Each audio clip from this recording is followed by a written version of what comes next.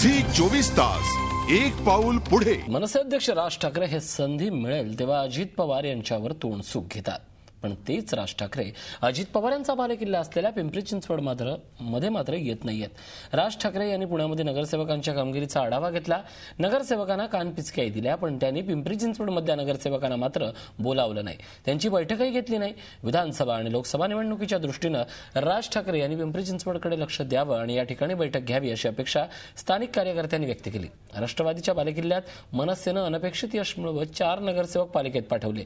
पुण्याच्या तुलनेत हे यश खूपच कमी असलं तरी अजितदादांच्या बालेकिल्ल्यात मनसेनं मिळवलेलं हे यश नक्कीच महत्त्वाचं ठरतंय। या भागामध्ये कार्यकर्त्यांची फळी मोठी आहे। 4 नगरसेवक असल्यामुळे जे काही आशा पल्लवी झालेल्या आहेत नागरिकांना कामाच्या माध्यमातून आमच्या महाराष्ट्र नवनिर्माण सेनेकडून, त्या जर राजसाहेबांनी लक्षात घेऊन जर थोडंसं लक्ष घातलं आणखी जास्त पिंपरी चिंचवडवर, तर निश्चित या भागामधून खूप मोठं महाराष्ट्र नवनिर्माण सेनेला मतदान पण होईल आणि खूप मोठी ताकद त्यांच्या मागे आमच्या मागे उभी राहील। झी 24 तास एक पाऊल पुढे।